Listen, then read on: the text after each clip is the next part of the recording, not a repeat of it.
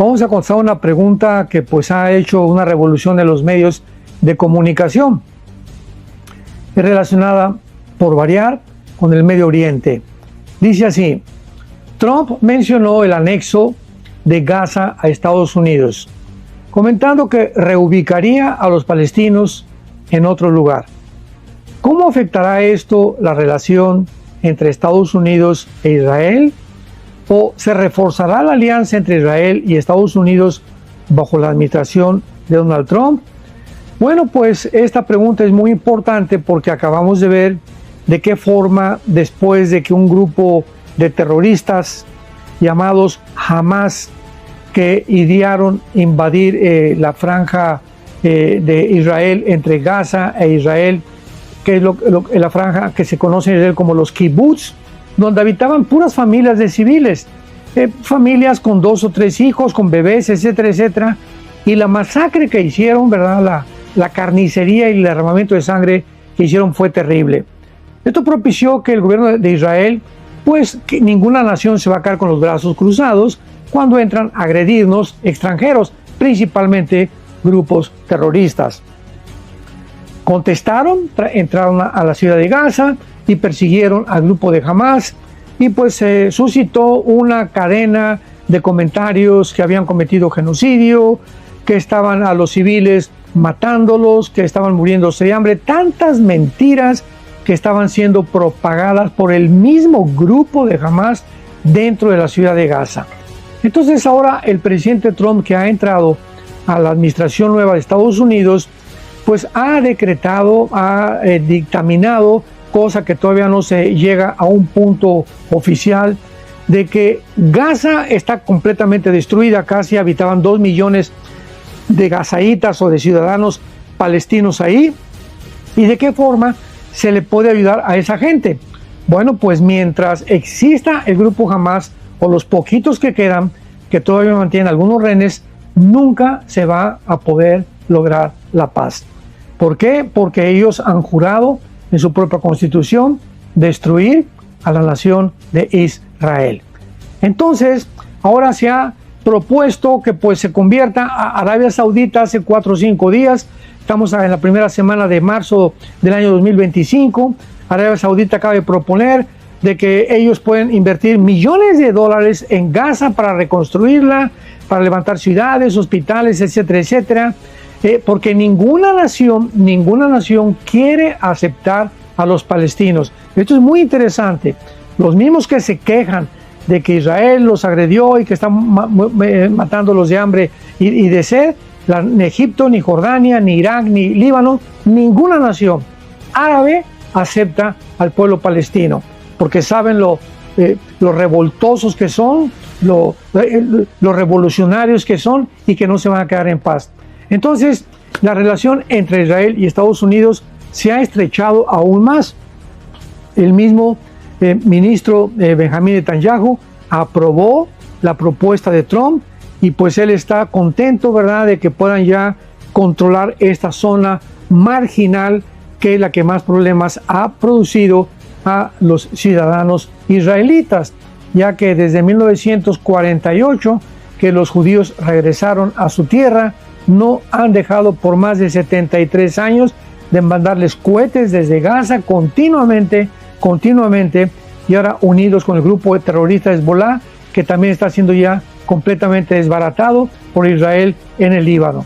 Así que esto ha reforzado la alianza entre Israel y Estados Unidos bajo la administración del presidente Donald Trump, gracias a Dios. Bueno, continuamos con esta tercera y última parte, Trump y el futuro de Estados Unidos. Una serie, se los digo con todo mi corazón, de las más pesadas que me ha puesto Dios para poder transmitir a su pueblo. Una serie importante, una serie durante todos estos meses. Usted no sabe las luchas espirituales que hemos tenido mi esposa y yo. Por cierto, le pido que oren por ella, está bastante enferma. Este lunes le dan resultados, a ver, tiene un problema aquí en el cuello. Y en fin, ¿verdad? Le hicieron una CT scan, una tomografía, aquí no tiene nada, del exterior no tiene nada, entonces están viendo qué tiene en el cuello. Les pido sus oraciones. Por eso no pudo venir Marta. Les manda muchos saludos, besos a todas las mujeres, ¿verdad? Y que puedan todos ustedes abrir su corazón a la palabra de Dios. Pero hemos tenido unas luchas tremendas, no se imaginan, y tal vez por esta serie el diablo está enojadísimo, pero enojadísimo, porque hay una forma en la que él puede mantener a la gente, es en la ignorancia.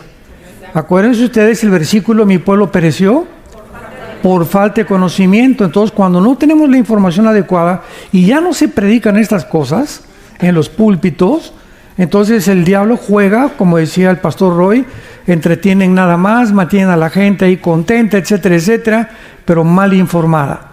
Y tenemos nosotros que llegó la hora de poder decir la verdad. Bueno, es interesante en esta última parte, es interesante también la opinión de Europa, porque independientemente que ahora con las elecciones hubo un ataque tremendo y pues la mayor parte de este país creían que de alguna forma definitiva iba a ganar la señora Harris y ganó el presidente Donald Trump.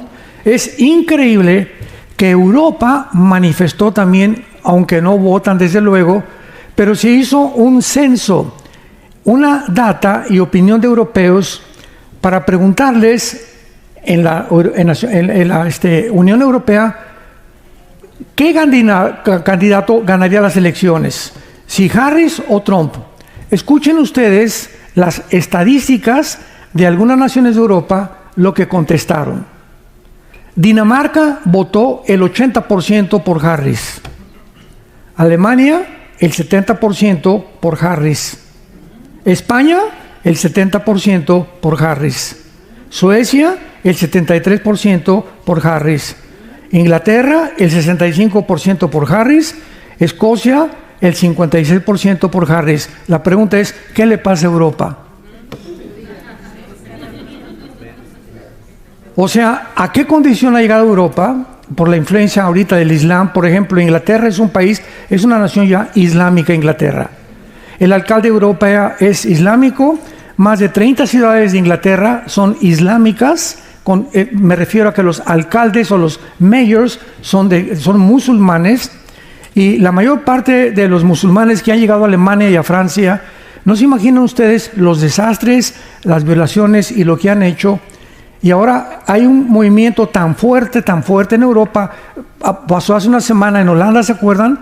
Que hubo un partido de fútbol y estaban esperando un movimiento preparado ya de antemano con una semana de anticipación para que el equipo de Israel lo esperaran afuera del estadio, los agredieron, los patearon, los mandaron al hospital. Y todo dirigido por musulmanes. Entonces Europa ya es un país viejito, porque por cada europeo hay 7 musulmanes que nacen. O sea, el europeo ya no se está reproduciendo. Es el 0.2% casi dentro de la demografía de Europa del porcentaje de personas que se reproducen. Entonces, en 5 años o en menos de 8 años, Europa es un continente musulmán. La influencia del Islam en Europa es completamente desastrosa. Ahora es entender también, ¿verdad?, que vamos a comprender en segundo lugar, ¿cómo es posible que Dios trabaje a través de seres humanos imperfectos? ¿Cómo es posible que Dios haya podido trabajar con Abraham cuando se echó un clavado con la sirvienta Agar? ¿Cómo es posible que Dios trabaje con David y le llame un varón conforme al corazón de Dios cuando comete adulterio y mata al esposo de Betsabé? ¿Cómo es posible que Dios haya trabajado con el apóstol Pablo cuando Pablo mató cristianos, perseguía cristianos y odiaba a los cristianos y se convierte en el apóstol más grande después de Jesucristo, en el cristiano más grande de toda la historia? Vamos a contestar todas estas preguntas, son importantes para entender la mente de Dios. Dice en Isaías 55, mis pensamientos no son tus pensamientos, ni mis caminos tus caminos. Por ejemplo, rápidamente Dios le dice a las mujeres en 1 Pedro capítulo 3, mujer, si tú eres cristiana y estás casado con un no cristiano, no le prediques. Aparentemente es una contradicción, ¿no es verdad? Porque la fe es por el oír y el oír por la palabra de Dios. Entonces la mujer podría decir, oye Señor, no te entiendo, me estás diciendo que si no le predico a mi esposo no se va a convertir. Cállese y no le predique. Porque Dios conoce la naturaleza del hombre y le dice a la mujer en 1 Pedro capítulo 3 versículos 2 y 3, gánalo con tu conducta. No le pongas en la mañana en el espejo cuando se vaya a rasurar, eres como Sodoma y Gomorra. O te vas a ir al infierno. El pastor dijo, y todavía nos meten a nosotros. El pastor dijo que te vas a ir al infierno con tus borracheras y todo lo que haces. No vas nunca a ganar a tu esposo de esa manera. Cuando una esposa se calla y es santa delante de Dios y ora por él, mis huevos con chorizo, sí, mejor, y también te traje chilaquiles, mi amor. Y cuando una mujer comienza a entender esto, no estoy diciendo que una mujer se deje que la golpeen. Ninguna mujer cristiana debe permitir que le pongan la mano encima. Eso no es misericordia ni tampoco mansedumbre, es mensedumbre. Tú eres digna, ¿verdad? Eres una hija de Dios y tienes que reportar eso o a la policía o a tus pastores para que de alguna manera tengas protección. Pero tienes que mantener lo que significa la sumisión hasta que tu marido no te diga, pues tenemos que ver pornografía para poder realmente tener un mejor matrimonio. Discúlpame, pero no te puedo obedecer en esto. Pues pasa sobre mi cadáver, pero no te obedezco. ¿Por qué? Porque hay una ley superior que me dice, Dios está en contra de la inmoralidad. ¿Me entienden? O yo soy musulmán y tú eres cristiana, tienes que venir a mi religión. No voy a ir a tu religión. Pero tú tienes que someterte a mí. Eso, hay una ley superior a la ley del Islam y de la ley Sharia que me dice que yo no puedo someterme a una religión que es completamente contraria y antagónica a mi fe. Pero es que si no te vas de la casa, me voy de la casa, mi amor. Y tal vez si te vas un mes o 2 meses, recapacita y te vuelve a traer. Pero es el tiempo de probar nuestra fe. Es el tiempo de demostrar realmente en quién estamos creyendo. Vamos a contestar algunas preguntas muy importantes de carácter teológico. Número 1. ¿Se acuerdan de Daniel que leímos hoy en la mañana que Dios pone y quita reyes? ¿Por qué puso a Hitler? ¿Puso Dios a Benito Mussolini? ¿Puso Dios a Saddam Hussein? ¿Puso Dios a Mao Zedong en China? ¿Puso Dios a Maduro en Venezuela? ¿O a Petros en Colombia? Entonces la pregunta es, si no es realmente la voluntad de Dios, porque dice la Biblia que Él pone y quita reyes. Vamos a comenzar. La voluntad de Dios es, apúntalo, permisiva y directiva. Esto es muy importante. Les dije que íbamos a hablar teológicamente. En otras palabras, Dios, su voluntad es que nadie se divorcie. Y Dios dice en Malaquías, es abominable el divorcio para Dios. Pero, por causa de la dureza del pecado, Dios permitió el divorcio. No es su voluntad. Pero hay matrimonios tan tóxicos que si siguen igual o si siguen juntos, se van a acabar uno al otro matando. O van a acabar con los niños. Entonces, hay situaciones extremas donde Dios permite el divorcio y por eso en el Antiguo Testamento Dios le dio a Moisés la carta de divorcio. No es su voluntad, Él lo permite. No es la voluntad que Dios, para ti muchacha que me escuchas, que eres soltera, que te cases con un hombre que no es cristiano, no es su voluntad. Está claramente en 1 Corintios 6, que comunión hay entre Dios y las tinieblas, entre incrédulos y creyentes. Pero tú te casas con aquella persona y entonces te va mal en tu matrimonio y dices, oye Señor, ¿por qué no lo impediste que yo me casara con él? Porque Él te lo permitió. Él no era su voluntad que te casaras, pero si Él interviniera para poder quitar nuestra libertad, ha violado la característica más grande que nos ha dado, que es la libertad de escoger. Seríamos robots. Imagínate que Dios impida que ese camión que se echó en reversa mate a esa niña, o que ese hombre haya abusado de esa persona. Estamos en un mundo caído, donde todo lo que está pasando no es obra de Dios, es de nosotros. Somos nosotros los que hemos llegado al punto del mundo en que estamos viviendo. Pero si no conocemos a Dios, no podemos entender. Veamos un ejemplo también en los gobiernos en 1 Samuel 8. Para que comencemos por ahí. 1 Samuel 8, cuando el pueblo de Israel se revela contra el profeta Samuel. Samuel, queremos decirte que no queremos ya que nos gobierne Dios. Oye, pero la voluntad de Dios es gobernar a través de la teocracia a ustedes. No, Samuel. Queremos que nos gobierne un hombre como todas las naciones. Versículo 4. 1 Samuel 8, versículo 4. Todos los ancianos de Israel se juntaron y vinieron a Ramá para ver a Samuel. Y le dijeron: he aquí, tú has envejecido, tus hijos ya no andan en tus caminos, por tanto, constitúyenos ahora un rey que nos juzgue como tienen todas las naciones. Pero no agradó a Samuel esta palabra que dijeron: danos un rey que nos juzgue. Y Samuel oró a Jehová. Y dijo Jehová a Samuel: oye la voz del pueblo en todo lo que te digan, porque no te han desechado a ti. A mí me han desechado para que no reine sobre ellos, conforme a las obras que han hecho desde el día que los saqué de Egipto, dejándome a mí y sirviendo a los dioses ajenos.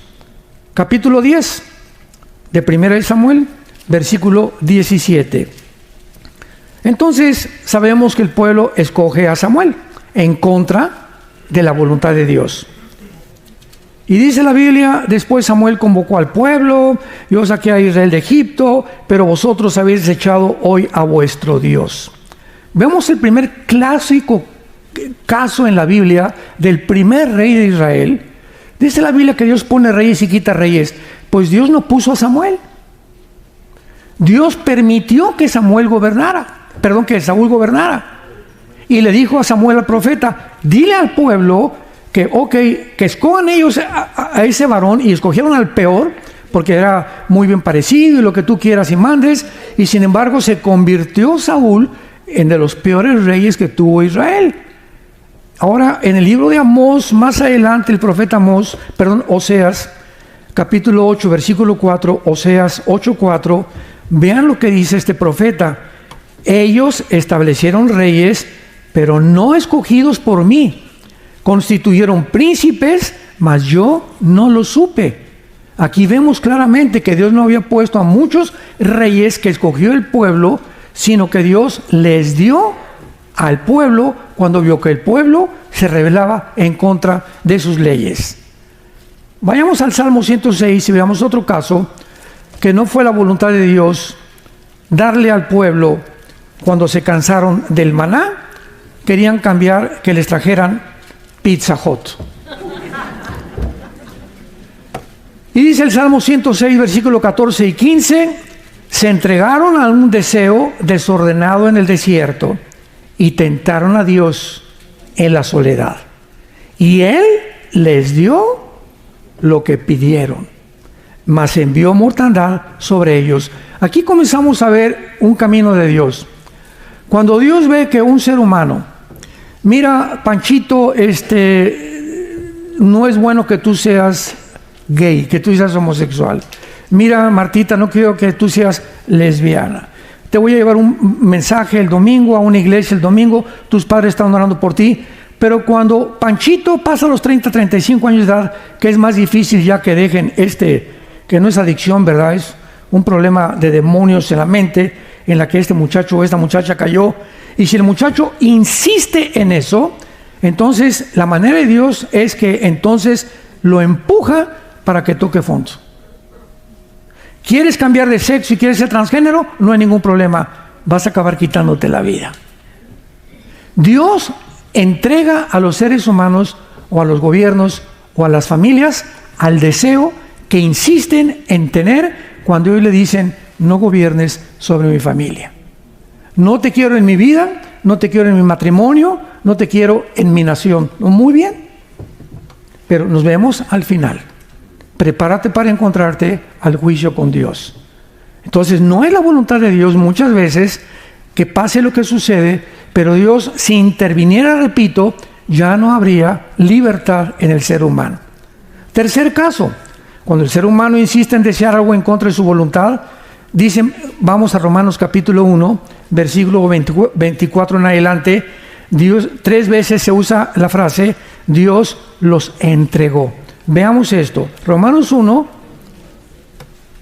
24 al 28.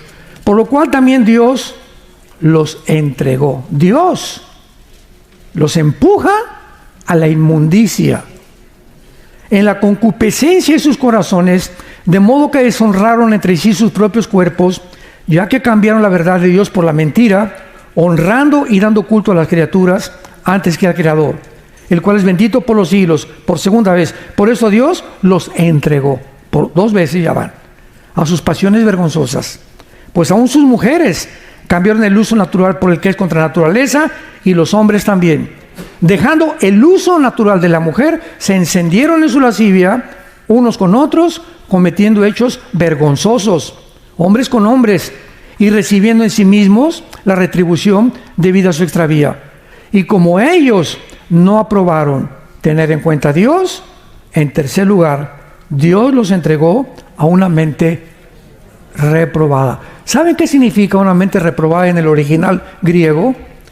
Una mente reprobada es cuando una persona, cuando un ser humano llega a un punto en su vida en la que ya no discierne entre el bien y entre el mal. Ya no sabe si esto es blanco o es negro. Para él es todo gris. Y cuando una persona ya no discierne y dice, es que yo no soy lo que nací, o yo sé esto, o yo sé aquello, va en contra de la naturaleza, esa persona ya perdió la brújula. Y a lo bueno le llama malo, y a lo malo le llama bueno. Pues un día me preguntaban, ¿un día usted iría a alguna boda de gays? Jamás, Dios me libre. Tanto peca el que mata la vaca como el que estira la pata, dice en mi tierra. Entonces yo no voy a participar de las tinieblas, dice en Efesios capítulo 3, no participemos de las tinieblas. Tenemos que distinguir lo que le agrada a Dios y lo que no le agrada a Dios. No voy a agradar a la familia, ni aunque mi hijo o mi hija sean eso, no voy. Mi hijo te voy a seguir amando y mi hija te voy a seguir amando, pero no estoy de acuerdo en que participes en estos hechos vergonzosos con tu hombre o con tu mujer. Y aquí en la casa no entras con ese hombre, mi hijita, no entras aquí con esa mujer. Somos tus padres y te vamos a aconsejar, pero esta casa la respetas, porque lo que estás haciendo es vivir en pecado. Tenemos que ser y formar nuestro carácter de esa manera, santos de Dios. Entonces, estamos en un mundo, lo acabamos de ver. ¿Vieron los Juegos Olímpicos de Francia? La Santa Cena con una señora gorda judía que es transgénero, con 2 hombres, se ven las fotos sin calzones, con sus órganos genitales de fuera, con un niño de 6 años junto con él. Después sueltan un caballo blanco, que es aparentemente la entrada del anticristo, que es el caballo blanco de Apocalipsis capítulo 6. Después María Antonieta, que en el siglo XVII-XVIII, ¿verdad?, incendió toda Francia y le mandó cortar las cabezas a todo el mundo, promoviendo la rebelión y la anarquía en las naciones. Todo lo que pasó en los Juegos Olímpicos, ni los que lo decidieron, ni los que lo planearon y desarrollaron sabían lo que estaban haciendo. Eran guiados por demonios. Fue una asquerosidad, una blasfemia contra Dios y contra su Hijo Jesucristo.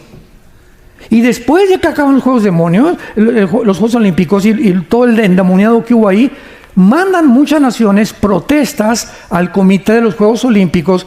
¿Saben ustedes lo que contestaron los que planearon y diseñaron estos Juegos Olímpicos? Contestaron, es que el mundo ya no le gusta el arte.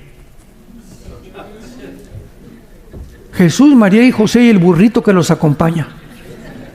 Es que el mundo ya dejó el arte. Oye, ¿qué tiene que ver eso con los deportistas, por el amor de Dios?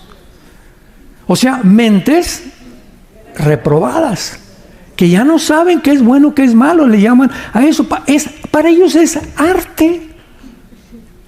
Y quieren hacernos que nosotros aceptemos eso como algo normal. Y cuando comenzamos a aceptar lo que el mundo está alabando y celebrando, los premios Grammy por aquí, por allá, y Hollywood, etc., como algo normal, es cuando caemos nosotros en la misma trampa. Y dice uno de los salmos, en la trampa que hicieron cayeron, y en el hoyo que hicieron tropezaron. Y así está el mundo actualmente, completamente desorbitado. Ya no distinguen qué es bueno y qué es malo. Ese es el mundo al que hemos llegado. ¿Por qué permitió Dios el mal en el universo? Bueno, Dios está al principio, el Padre, el Hijo y el Espíritu Santo. No hay ángeles, no hay serafines, no hay querubines, no hay nada en el universo. Está nada más Dios. Y en ese momento, Dios, en su primer pensamiento que hubo, estaba la cruz. Antes de que Dios creara cualquier cosa, antes de nosotros y de los ángeles, en su pensamiento y en su propósito había una cruz. Entonces dice Dios, vamos a crear criaturas. Pero esas criaturas que vayamos a crear tienen que tener 3 probabilidades. Una, no vamos a crear nada.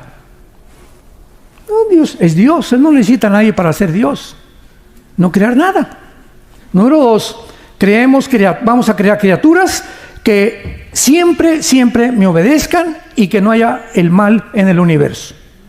Y número 3, vamos a tener esta opción. Vamos a crear criaturas que tengan la libertad de escoger entre el bien y entre el mal, entre un camino u otro camino. Pregunta, de esas 3, ¿tú cuál escogerías?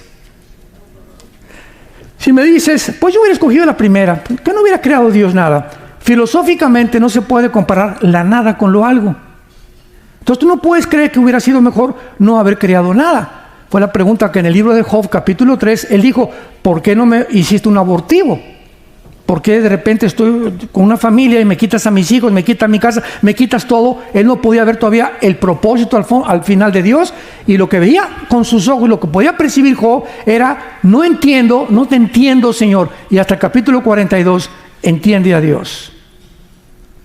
Número 2, yo hubiera preferido que no hubiera mal y que jamás hubiera existido la violencia, ni las lluvias, ni los tsunamis, ni los robos, ni los asesinatos. Muy bien, hubiera sido una creación de puros robots. Nos hubiera dado programado Dios como un chico, una cuerda, ámame, ámame, ámame, ámame. Pero para que hubiera una opción y las criaturas lo aceptaran libremente, es imposible que no hubiera otro camino. Es exactamente para aterrizar en una nación. Voten ustedes por Juan Camaney. Y el segundo candidato, no hay. O sea, el único candidato es el que está ya de dictador. Y ponen a otro de payaso, ¿verdad? Para que dizque le haga la contrapunta, pero sabemos que va a ganar siempre aquel. Y aunque voten por el otro, va a seguir esa dictadura en ese. Entonces, ¿hay libertad? No, ¿verdad? Hay libertad hasta que tienes la opción de escoger otro camino. Ahora, ¿cómo podríamos escoger otro camino si no hubiera el mal? ¿Cómo sabríamos que de tal manera amó Dios al mundo si Cristo no hubiera muerto en la cruz? ¿Cómo podíamos considerar y percibir la grandiosidad del amor de Dios si no hubiéramos conocido lo que le hicieron a su Hijo en la cruz? ¿Me van siguiendo? Entonces comenzamos a entrar en la mente de Dios. ¿Por qué Dios permitió el holocausto judío? Yo recuerdo que fuimos con mi esposa y hemos ido como 4 veces a Israel, y en uno de esos viajes entramos al Museo del Holocausto. Tú nos acompañas una vez, ¿verdad? Creo que el último viaje fue el más bonito. A ver si el año que entra vamos a Israel otra vez, si es que se calmaron las cosas. Y en el Museo del Holocausto estábamos mi esposo y yo viendo, es una cosa tremenda el Holocausto ahí, el museo. Vi a 2 judíos llorando, uno ya grande como 60 y otra señora como de 80 años. Estaban llorando y le decía uno a su esposa, es que ¿dónde estaba Dios con nuestros familiares en el Holocausto? ¿Por qué Dios no hizo nada? Y yo oí esa conversación, la dijo en inglés. Entonces me acerqué a la pareja y le dije, ¿me permiten darles un consejo? Y se voltearon a verme. Y me dijeron, sí, que le dije, quiero decirles y contestarles esa pregunta, que ¿dónde estaba Dios en el Holocausto? Y le dije, ¿dónde estaba Dios? En la cruz.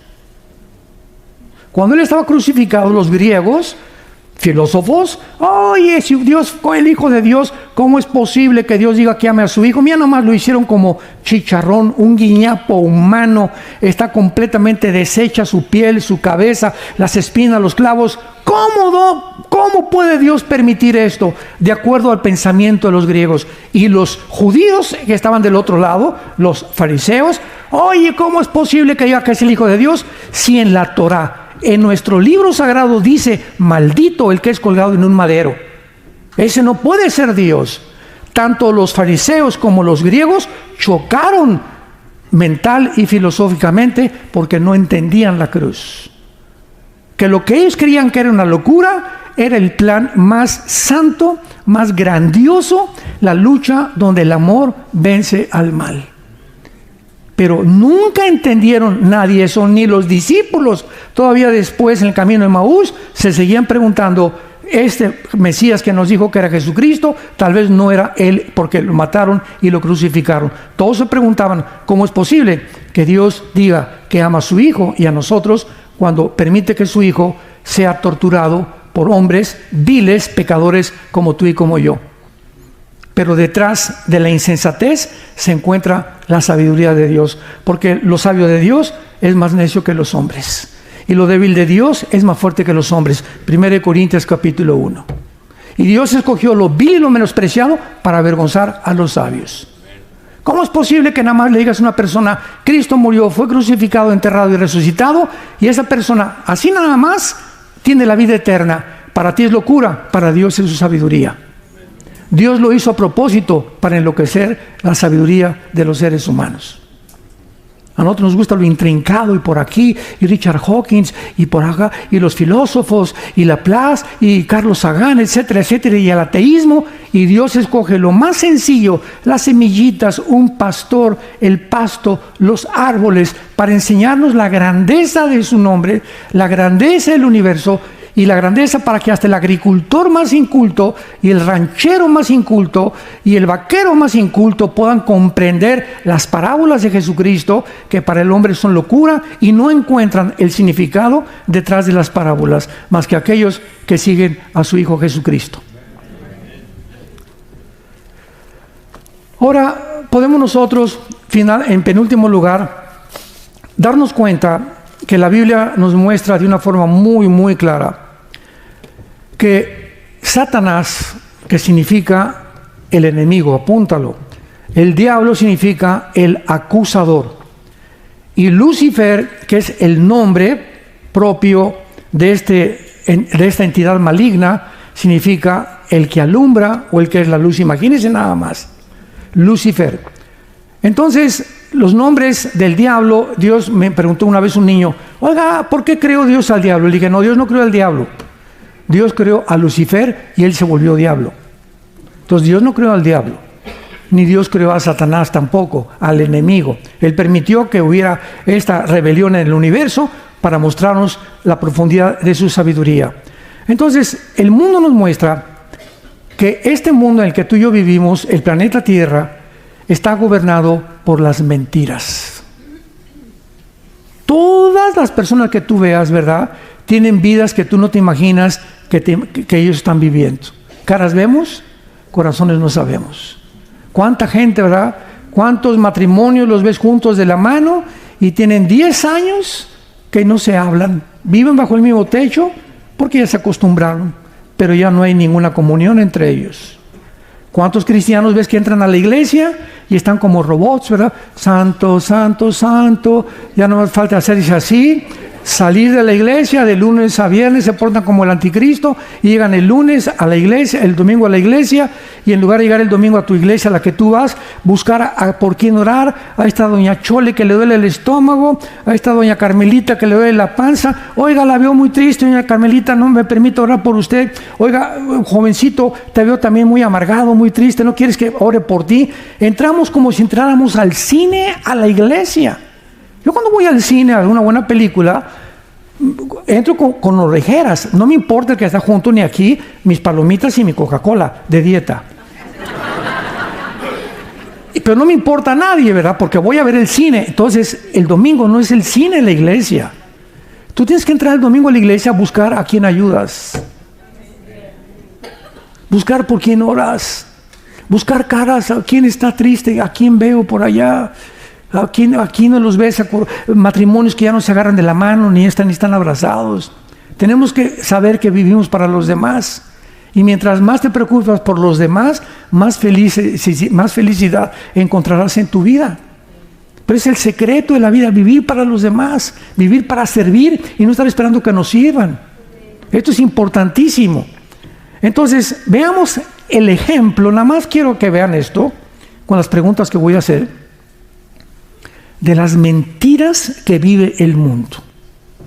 Número 1, ¿cómo es posible que en el siglo XX hayan creído ciegamente que venimos de Chita?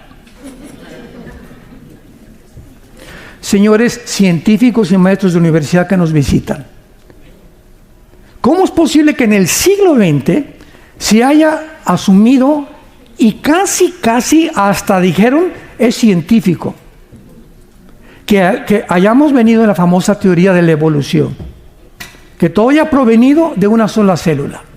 ¿Cómo es posible cuando la biología, los aminoácidos de la vida, que son los ladrillos, han impedido, impiden e impedirán la evolución? Biológicamente, la evolución, ateo que me escuchas, maestro de universidad, es imposible. Físicamente, la segunda ley de la termodinámica tiene un proceso que todo se destruye, todo se oxida, todo se echa a perder, el Sol está perdiendo millones de toneladas de masa. ¿Cuál evolución? No es cierto que haya una evolución en ninguna parte del universo. Todo tiende a un proceso que le llaman la entropía de descomposición. Todos estamos envejeciendo, perdiendo celularmente nuestra vida, el universo, todo se echa a perder, todo se oxida, porque se llama la ley de la entropía y en la Biblia la ley de la corrupción. Y en tercer lugar, 1954, le dan el premio Nobel de Medicina al doctor Hawkins y al doctor Crick y Watson. Se los dan norteamericanos porque descubrieron la molécula del ADN, el ácido desoxirribonucleico.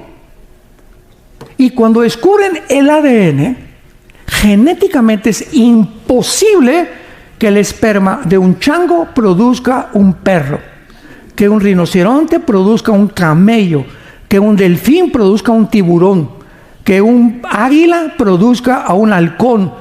La genética y las células con las cuales todo está repartido en el mundo, peces, animales y seres humanos, contradicen y echaron abajo la evolución. En 1956, 2 años después, el 60% de los científicos norteamericanos se convirtieron. Y dijeron, yo no puedo seguir enseñando una mentira. Y todavía en algunas universidades se sigue enseñando que venimos de tu comadre la Chita. Increíble, ¿cómo es posible que lo hayamos aceptado? Número 2, ¿cómo es posible que el mundo siga creyendo que el comunismo socialismo es la respuesta para la mejor sociedad? Cuando el siglo pasado, 100 millones de personas bajo regímenes como la Unión Soviética, bajo Stalin, murieron 20 millones. En la China, bajo Mao Zedong, 45 millones. En Camboya, bajo Pol Pot, 2 millones. En Corea del Norte, Vietnam, Laos, Etiopía, Afganistán, se demostró su fracaso total. ¿Por qué entonces en el siglo XXI, donde nos encontramos, se vuelve a desenterrar el comunismo y el socialismo, inclusive en este país? Gracias a Dios que ya esto está desapareciendo aquí, pero todo el continente americano, como lo vemos, y el continente europeo, creen que es la filosofía cuando se demostró en 1991, cuando cayó la Unión Soviética, la Unión de Repúblicas Socialistas Soviéticas. Mikhail Gorbachev fue con el Papa Juan Pablo II al Vaticano y le dijo, hemos fracasado, el comunismo no puede funcionar por 2 cosas. Número 1, sacamos a Dios de Rusia, de la Unión Soviética, y número 2, nos aislamos del mundo capitalista. Entonces, si ya se demostró que no es viable, que no funciona, que no puede ser ninguna nación sostenida, ¿por qué hemos regresado a establecer, inclusive en este país, un sistema que está completamente corrompido? Donde los gobiernos tienden a poder apoderarse de los medios de comunicación, a apoderarse de las mentes de los seres humanos, a restringir los medios de expresión, donde hemos visto claramente los abusos que hubo. Por eso fracasó, porque hemos desenterrado otra vez, porque no tenemos otra opción. La democracia tampoco funcionó. Decía Winston Churchill, la democracia es un poquito mejor de los gobiernos, pero no el gobierno perfecto. Pero el peor es el comunismo-socialismo, donde esta nación estaba cayendo desde Barack Obama, que fue el que quiso poner un socialismo donde el Estado tenga el control sobre las empresas, se convierte en comunismo, donde viene la expropiación privada. En México, el año que entra, comienzan a expropiar las propiedades, si Dios no lo permite. En tercer lugar, ¿cómo es posible que el mundo haya creído en el nazismo? 85 millones de alemanes. Escuchen, 85 millones de alemanes, maestros de escuela, universitarios, médicos, abogados, antropólogos, ciencias políticas y todas las disciplinas académicas que me puedas mencionar. Un pueblo cultísimo, un pueblo intelectual, un pueblo preparado. ¿Cómo es posible que el nazismo los haya engañado? 85 millones de personas. Y que cuando se quita y se cae la cortina del telón, se ve lo que se encontraba detrás. ¿Cómo es posible que hayan podido creer que el nazismo iba a levantar a Alemania cuando fueron engañados por un hombre llamado, que más de 80 millones de alemanes fueron engañados y más de 12 millones de seres humanos fueron asesinados, 6 millones de judíos en las cámaras de gases? ¿Cómo es posible, en quinto lugar, que hayan aceptado imponer la ideología de género a nivel nacional? Que yo llegué a la escuela y que vea los cuadernos de mi hijo, donde están el pene de un hombre y otro niño masturbándose en el quinto año de primaria. ¿Cómo es posible que yo pueda ver los cuadernos, los que revisamos los cuadernos de nuestros hijos, los que tienen usted ahorita hijos pequeños, que tú veas eso y que tú no vayas a esa escuela y les digas, ustedes, ¿cómo enseñan esto a mis hijos? Mi hijo tiene 6 años de edad, está en un kinder casi. ¿Cómo es posible que crean que pueda tener un discernimiento sexual a esa edad? Y decirle que si no se siente hombre, que puede decir que es mujer, y que si siente mujer, no les diga a sus papás, porque si les dice a sus papás, entonces no lo podemos operar. Lo mandamos a que le hagan la operación quirúrgica y los papás no se pueden meter. Si yo hubiera en mi época, ¿verdad?, que tenía a mis hijos chiquitos, hubiera detectado eso, yo no lo hubiera aceptado. Yo saco a mi hijo de la escuela, prefiero que sea un bruto santo y no un diablo inteligente.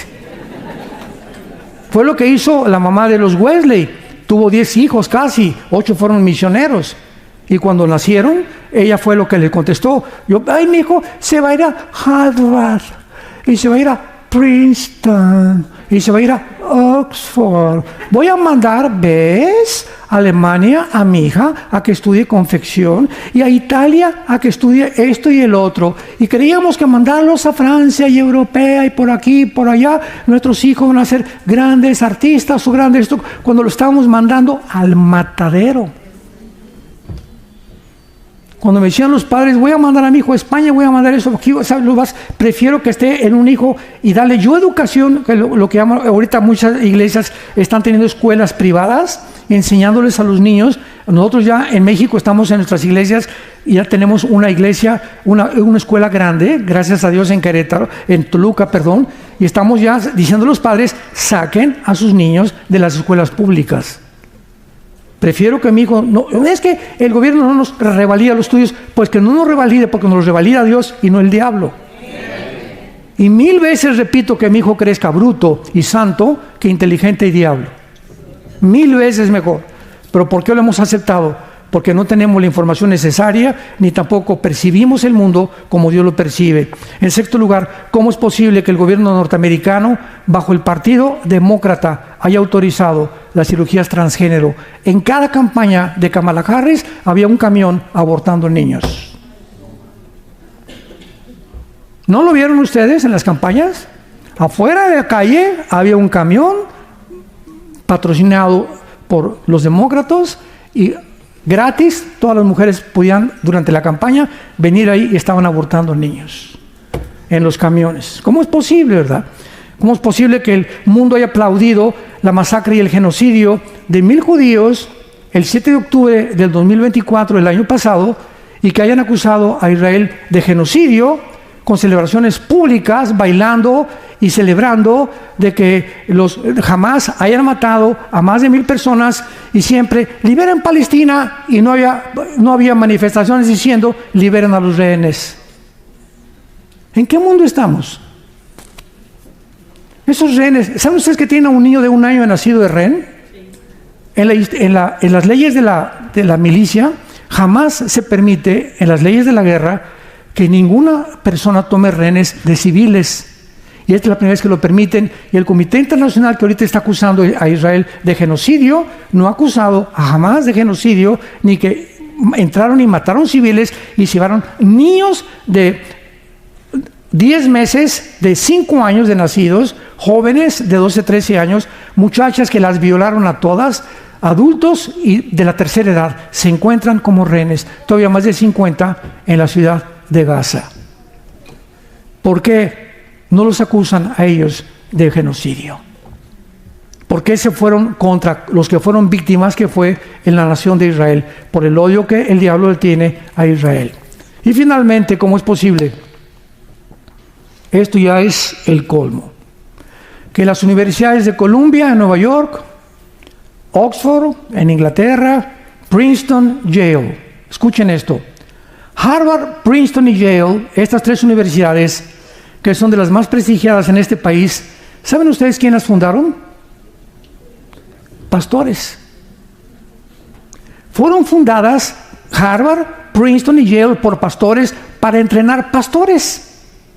Y son los baluartes más grandes actualmente de la inmoralidad, del anticristianismo, antifamilia, antimatrimonio, ante todo. Pues los estudiantes de Harvard, de Columbia, de Yale, se levantaron a protestar en las calles para decir, liberen a los palestinos. Nunca una protesta, por favor, liberen a los rehenes pro-palestinos. Y todos eran musulmanes, la mayor parte de ellos. Nuestra hija Salem, que se acaba de casar, hizo una maestría en Harvard. Y fuimos este año, a principios de este año, le iban a dar su diploma, lo hizo todo online. Yo le dije, no vas ni de chiste físicamente allá a Boston. Y la hizo todo por online y ya pasó sus exámenes, ya se le dieron su major en ciencias políticas. Tuvimos que ir a Boston a la graduación y estaba todo Boston rodeado con puros estudiantes. Abajo Israel, mueran los rehenes, denles gas. Arriba Palestina. Los estudiantes de Harvard. Le dije, ya ves, le dije a nuestra hija Salem, le dije, ya viste, ¿por qué no quisimos, y tu mamá y yo oramos para que no pudieras tú ir personalmente a ese centro de enseñanza? Porque está completamente degenerado. Y así hemos llegado a un siglo, hermanos, donde necesitamos abrir los ojos y ya. Ya no es posible que tú como cristiano sigas ciego, ni sepas lo que está pasando en el mundo, y creas todo lo que ves en la televisión y todo lo que oyes en las redes sociales. Ya, abre los ojos, ven a la palabra profética más segura. Acércate más a Dios. Dile, Señor, no entiendo esto, no entiendo aquello. Yo no puedo cambiar a mi hijo, yo no puedo cambiar a mi esposa, a mi esposo, no puedo cambiar San Antonio. Padre Santo, no soy Dios, lo reconozco, tú eres el Altísimo, pero yo quiero vivir cerca de ti. Quiero vivir en tu palabra, Señor. Quiero que me des paz y que cambies a mi hijo, que cambies a mi esposa. Te pido por mi ciudad, pero yo necesito comenzar conmigo. Tenemos que comenzar con nosotros mismos. Ay, hermano, quiero que hable con mi esposa. Y le pregunto, doña Chole, ¿y usted cómo está con el Señor? Usted quiere que ore por su esposo, ¿y usted cómo está? ¿Usted está bien con el Señor? ¿Está caminando con el Señor? ¿Está usted teniendo sus devocionales diarios? ¿Ama al Señor con todo su corazón? ¿Les da un buen ejemplo a sus hijos? Entonces no se vaya preocupando, por mi hijo le pasó esto, y mi hija anda por acá, ¿y usted? ¿Usted qué? Mientras nosotros no cambiemos y nosotros no seamos transformados por el poder de Dios, no esperemos cambiar a nadie. Una jarra vacía no puede llenar vasos. Tenemos que llenarnos primero nosotros para poder llenar las vidas de la gente alrededor, principalmente de la familia. Si yo estoy vacío, ¿cómo quiero que Dios cambie a mis hijos cuando Dios quiere comenzar con mi propia vida? para que podamos entender que no podemos ser lámpara de la calle, tristeza de la oscuridad, mientras nosotros vivamos en tinieblas y no obedezcamos a la fe y a la verdad de su palabra. Bendito sea el Dios y Padre de Jesucristo nuestro Señor. Oremos, que nos ha hecho renacer para una esperanza viva. Padre, te damos las gracias por tan grande salvación que has hecho en nuestras vidas. Y de Jesucristo, el pastor de las ovejas, por la sangre del pacto sempiterno, que nos ruega ahora hacer las cosas que son agradables delante de Él. Dios te pide en este tiempo que nos encontramos, donde nos está dando un recreo corto tal vez, un respiro, cuando la descomposición de este país estaba a punto ya de oler a podrido, donde ya era una basura el gobierno y la sociedad. Dios en su misericordia, como en el tiempo de los jueces, manda a alguien a levantar los altares derribados por reyes malignos. Toda la historia del Antiguo Testamento son reyes gobernantes que se levantaron contra Dios. Dios levantaba otro rey que levantara los altares y regresara al pueblo a la adoración del único y verdadero Dios y Padre de Jesucristo nuestro Señor. Dios ha hecho, tenemos que abrir los ojos, Dios ha hecho lo mismo con esta nación, tan grande esta nación, que mandó misioneros al mundo, esta nación que ha sido un faro de luz por casi 75 años. Esta nación que ha permanecido fiel en la palabra y en la Biblia, donde antes se leía la Biblia en todas las escuelas, donde las familias tenían conceptos y valores judeocristianos, y vinieron gobernantes a derribar todos esos altares, y viene Dios en su grande misericordia a levantarlos otra vez. Abramos nuestros ojos y veamos lo que Dios está haciendo, y digámosle: bendice alma mía a Jehová. No te olvides de ninguno de sus beneficios. Él es el que sacia de bien tu boca, el que te corona de favores y misericordias, el que nos sana todas nuestras dolencias, el que pone nuestros pies sobre la peña. Esperanza mía, castillo mío, mi Dios, en quien confiaré. El que nos libra del lazo, el cazador de la peste destructora, porque hemos confiado en Él, y porque todos los que confiamos en Él, porque le conocemos y porque sabemos que Él es bueno y quiere lo mejor para nosotros, mientras nosotros le obedezcamos, porque en la obediencia está el secreto de la bendición. Gracias, Padre, por tu palabra en estos días. Llénanos de tu espíritu. Discernamos, por favor, te lo pedimos con todo el corazón, lo que pasa en el mundo para ayudar a la gente a nuestro alrededor. Te pedimos por el presidente Donald Trump. Te pedimos, Señor, solo tú conoces su corazón, por su salvación, su familia, sus hijos, nietos. Te pedimos también, Señor, por Joe Biden, donde quiera que él se encuentre, por Jill, su esposa. Te pedimos por Kamala Harris también, Padre, que ellos puedan, nunca es tarde mientras tienen vida, acercarse y descubrir que tú existes, y que puedan arrepentirse de todas las males y la maldad que tuvieron en su corazón, porque tú eres un Dios misericordioso, que para eso viniste, a buscar pecadores y salvarlos como nos salvaste a nosotros en el pasado. En el nombre de Jesús, amén.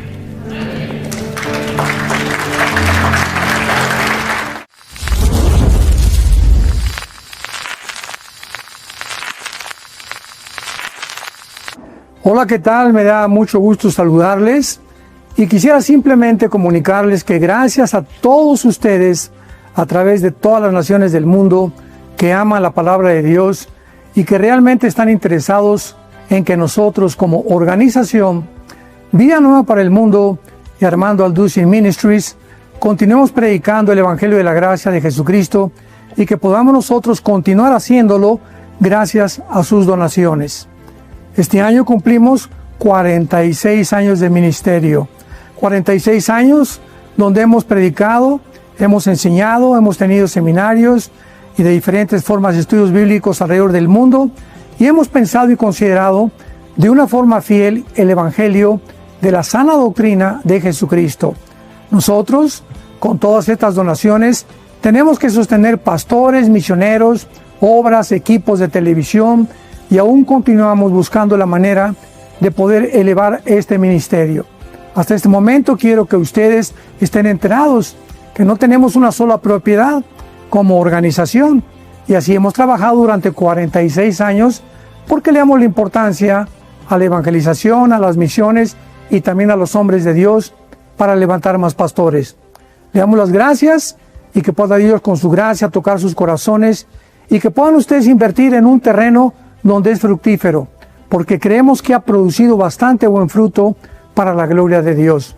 Gracias, muchas gracias por sus aportaciones y por las donaciones que sabemos ustedes continuarán haciendo para que podamos continuar siendo fieles en la predicación del Evangelio de la gracia de Dios. Que Dios les bendiga.